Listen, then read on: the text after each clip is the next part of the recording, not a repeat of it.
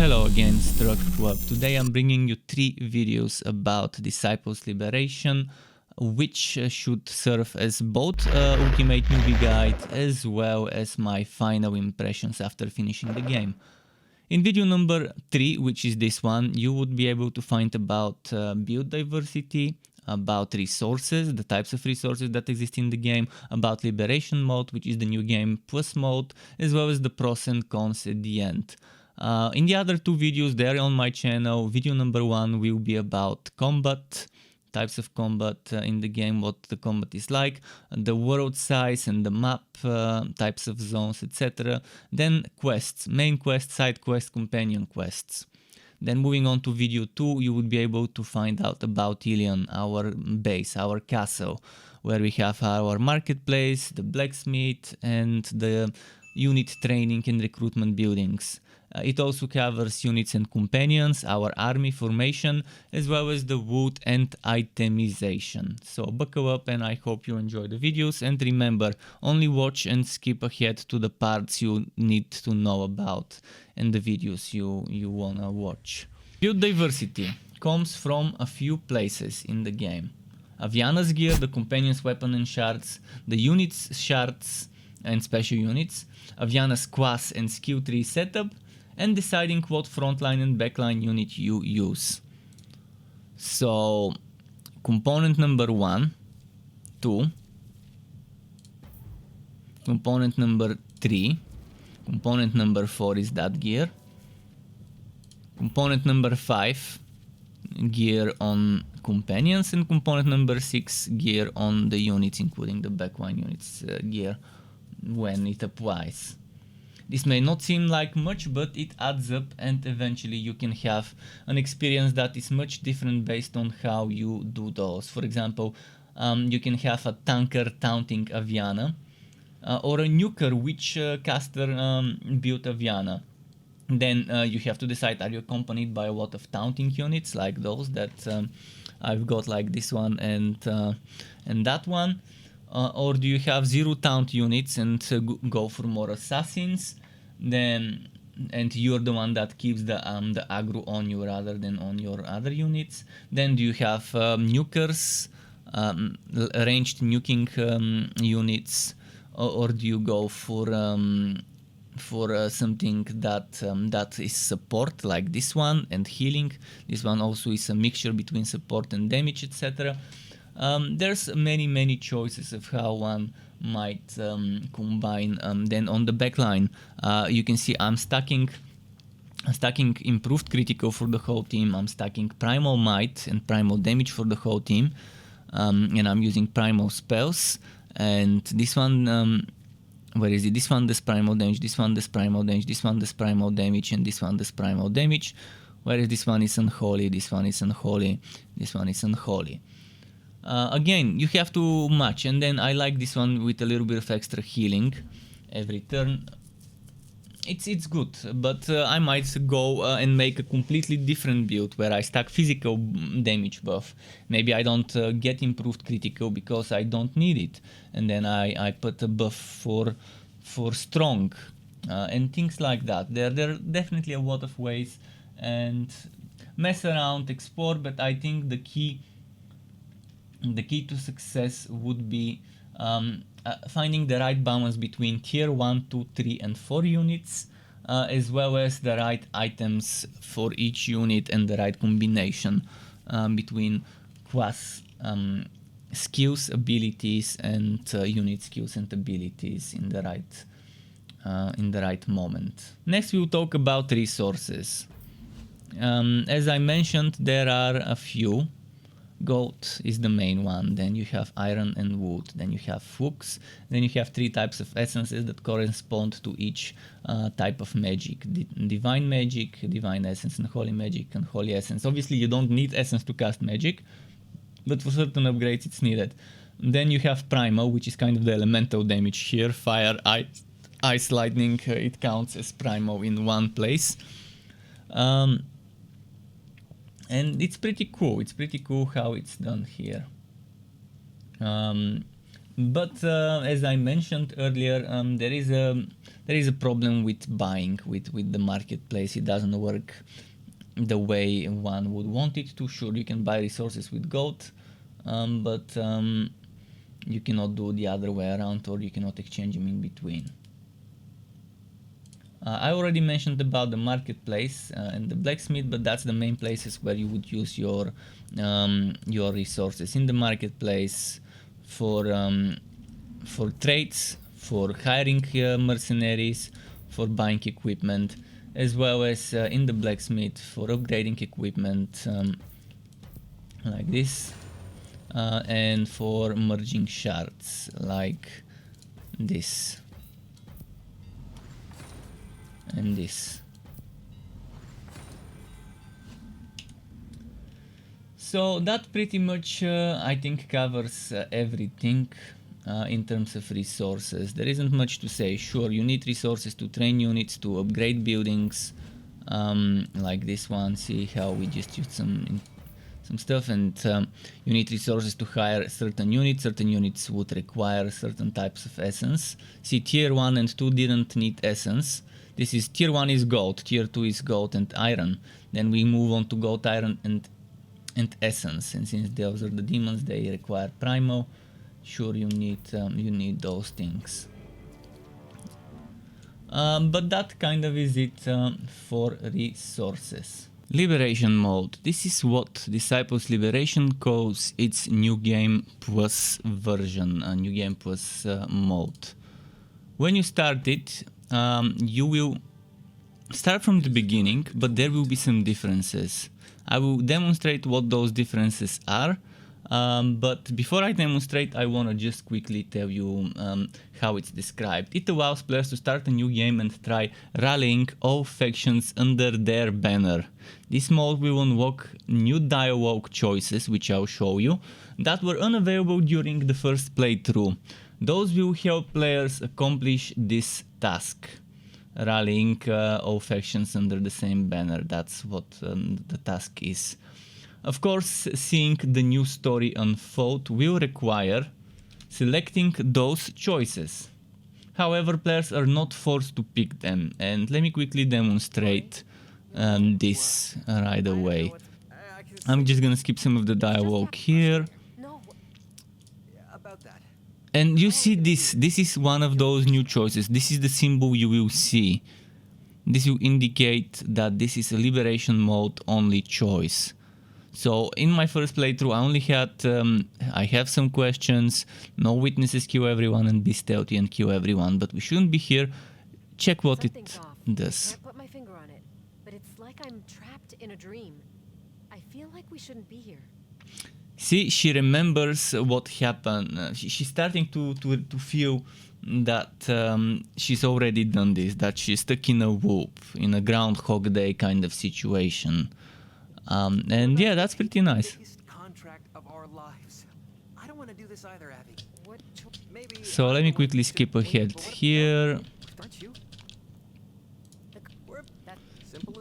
And now, another thing that you will notice that is different in Liberation mode is the number of companions. The 2 companions limit for the active army units is lifted, which allows us to take all available companions with us into battle.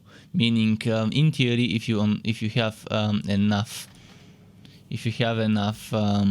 companions and you have unlocked all of them, you can have Aviana and 9 other companions, which is the number of companions the game can offer, for a total 10 frontline units.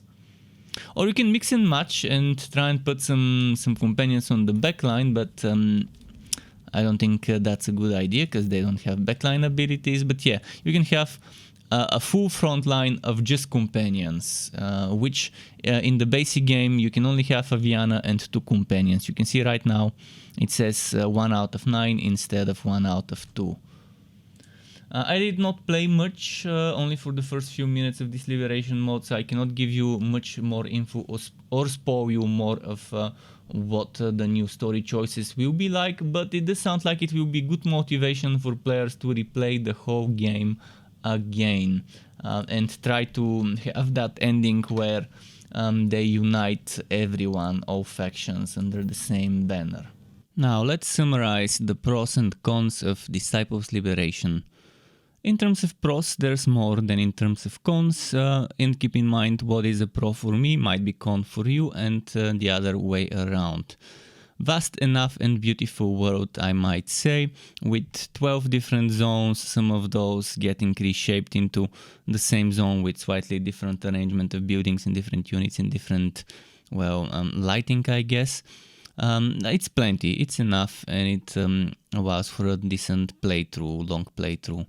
It's medieval / dark fantasy, I love that, some of you might not, but for me that's a pro. Well-made turn-based combat system. I've recently tested some terrible turn-based combat systems in a game, like for example Gloomhaven. Well, this game has much better turn-based combat system, and it's simple yet effective with enough depth to last and to give you some thinking, to make you think how you use which unit and why. So the game also has beautiful visual effects, sound effects, and soundtrack. I love some of the skill animations. I love the music and special effects that comes with the game as well. So it's pretty cool. There's also decent build diversity. As I mentioned in the build diversity segment, you can see from where that comes. There's solid itemization system. I love it. I think it fits well into the game. It's not overly complicated, yet still gives you some tinkering to do. There's sufficient quests and side quests, and as well as companion quests to do, which gives you plenty of rewards, except for maybe the gold. Could have been more in the quest rewards. There are 4 factions with multiple tier 1, 2, 3 and 4 units, which definitely allows for some of the variety of how you can approach your army building. There's very good in-game, actually never mind that, there isn't an in-game help menu. That's good. There's humorous dialogue and a lot of hot moments. If you know what I mean by hot moments, that's fine. If you don't, there's a lot of scenes where Aviana would have options to interact with certain characters, to either have sex with them or to flirt with them, stuff like that. So in terms of cons, the thing I don't like, at the very beginning of the game, I felt like the game is not rewarding me in terms of gold. Later on in the game, you don't need as much gold as early and in the middle in the game, but around level 15, 20, etc., 30 even, you still do need a lot of gold if you want to buy some purple gear that you're not getting as much, and the game is just not dropping enough of that. And since the next con, this brings us to the next con. Since the game doesn't let you buy materials for materials and fuchs and essence, or it doesn't let you sell materials, fuchs and essence for gold. It only lets you buy materials, fuchs, essence for gold. This again makes it that you notice insufficient gold, insufficient maybe essences or fuchs, yet a ton of wood and iron. And yeah, this is a big con for me. I think if they make it so that the marketplace lets you exchange, I like calling it material, fuchs, essence, the other materials that are not gold. If it lets me change all those materials for gold or for each other, it would be so much better. Now there is another thing I just can't stand in the game, the face in, face out system. It's totally uncalled for, it's terrible, it's bad, it's the thing that probably needs to change the most. See, right now you have 4 building slots, and in those 4 building slots, out of the 12 possible buildings, you have to decide which 4 you take. But it would have been much better if you had one faction specific building slot, and in that faction specific building you can recruit all units, instead of like now each faction has 3 buildings and you have to get all those 3 buildings put in a separate slot if you want to get the units from that faction. So if you're going for a double faction build, you have to make some choices, make some sacrifices. If you need units from more than 4 buildings, you would have to constantly use the phase in, phase out. It's terrible. I think it would have been much better if they either expanded the possible slots for buildings in the town, and there is room to do it. There is plenty of room when you enter Ilion for more building slots where they could be placed. Either make it 12 slots so you can have one of every building, or again make it still be 4 slots, but each slot containing a mega building that contains all 3 faction buildings on that slot, which would have been pretty nice. It would still let you handle all units from all factions. I don't know why they wanted to separate it. It's unnecessary complication in the game. And the final con is the 2 companion frontline limit, which again, after your first playthrough, this limit is removed and you can equip all 9 companions, but I don't like that. 2 companions is a little too little in the beginning. At least make it 4. 4 would be nice. 4 companions and a Vianen, that's half of your front line not being units, the other ones being units. That would have been great. That way people would have some very fun builds with more tier 3 and tier 4 units when you consider the companions not taking initiative. I think they need to look into it. 3 or 4, I think 4 is the perfect number. It's less than half 9, so I think it's nice. And I think that's the number that they should have given us in the first playthrough as maximum companions on the front line. And that pretty much is it for pros and cons. Thanks for watching this video, Struck Quip. Make sure to watch the other 2 videos if you're interested in the things they cover. Remember that you can subscribe to my YouTube channel to get notified when I upload more content for this game or other games. You can click the bell button after subscribing to not miss out those notifications. Additionally, there's YouTube memberships where you can pay monthly to subscribe to be a member of my channel, and you will get access to emotes and badges that have been made by me. There's also an optional thing that you can ask me for, which is some tutorials for Photoshop, Adobe Premiere, and so on for YouTube members. Thanks for watching this video again. Keep it cool, and until next time, goodbye.